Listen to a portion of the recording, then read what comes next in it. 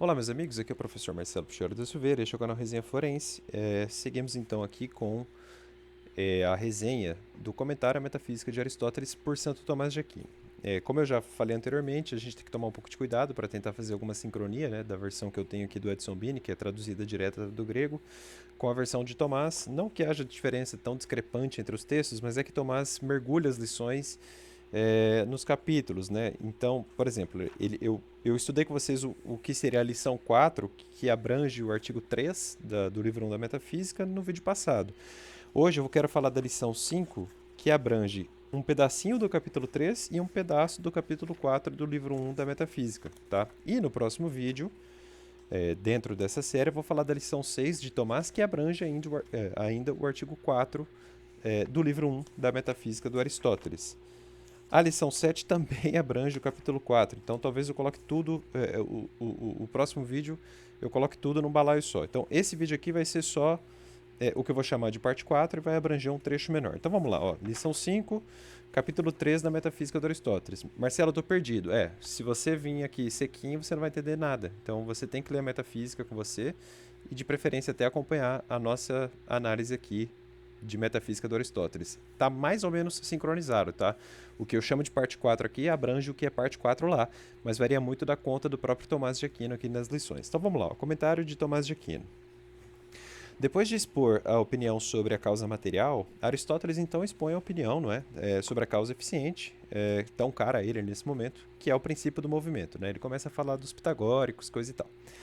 Diz então que alguns filósofos assim procederam colocando uma causa material, mas a própria natureza da coisa claramente lhes deu um caminho para conhecer ou descobrir a verdade e lhes obrigou a investigar a questão que os levou à causa eficiente, que é o seguinte: nenhuma coisa o sujeito muda por si mesmo, como a madeira não se muda por geração em uma cama.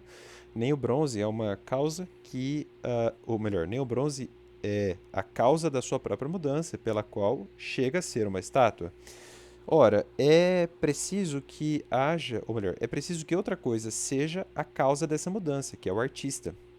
Ora, os que afirmaram uma ou muitas causas materiais disseram que a geração e a corrupção das coisas vêm desse sujeito. Portanto, é preciso que haja uma outra causa da mudança, e isso é investigar outro tipo de princípio e de causa, que é chamada princípio do movimento. Então aqui Aristóteles começa a trazer esse problema filosófico, né?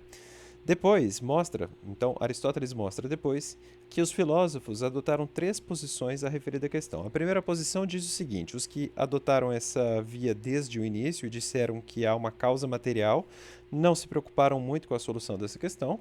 A segunda é a seguinte: outros afirmaram uma causa para tudo e, vencidos pelo raciocínio anterior e incapazes de designar uma causa motora, negaram totalmente o movimento. Por isso dizerem que todo o universo é um ente imóvel, nessa segunda corrente aqui, né?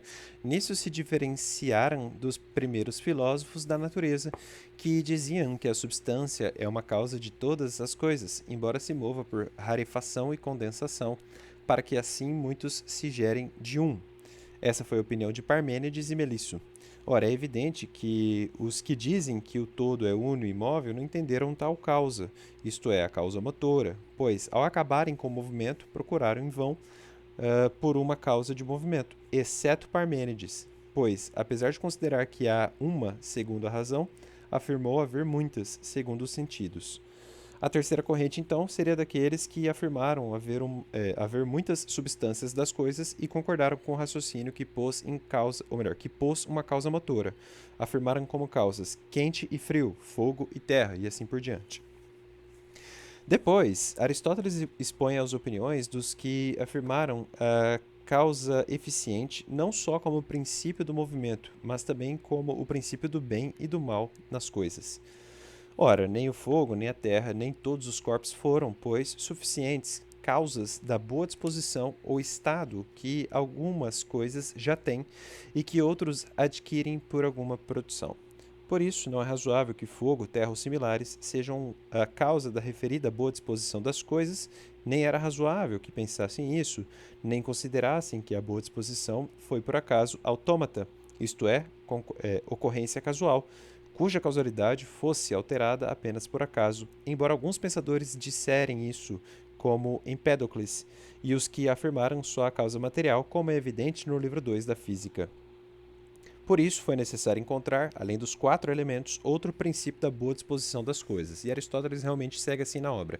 Para fechar, então, essa parte aqui do comentário, né, diz São Tomás o seguinte: mas qual desses é o anterior ou preferível na ciência, se aquele que disse ser o amor, ou o que disse ser o intelecto o primeiro princípio, poderá ser julgado depois, isto é, onde se considerará sobre Deus? E esse juízo evoca uma gradação, porque cada um se atribui, ou melhor, a cada um se atribui um grau de dignidade. Outra versão mais clara diz como, pois, eles explicam o movimento, e quem é primeiro poderá ser julgado depois. Aqui os tradutores, né, que é o Paulo Faitanin e o Bernardo Veiga, explicam o seguinte: nossa versão, a partir da comparação entre os textos grego e latino, também pode ficar assim: permita-nos julgar mais adiante de que maneira há de se considerar a prioridade entre eles. É isso então, meus amigos. Eu sei que não é uma resenha super completa, não chega a ser nem resenha, né? É só uma leitura rápida de ter pequenos trechos, tá? Que talvez não façam muito sentido para quem chega agora e nunca leu metafísica. Se você tá com a metafísica na cabeça, faz muito sentido tudo isso que eu li aqui, né? Tudo fica conectado. E aí no próximo vídeo, então, eu vou gravar as lições 6 e 7 de Tomás, que abrange o resto do capítulo 4 do livro 1 da Metafísica de Aristóteles. Beleza? É isso aí então. Já volto, até mais.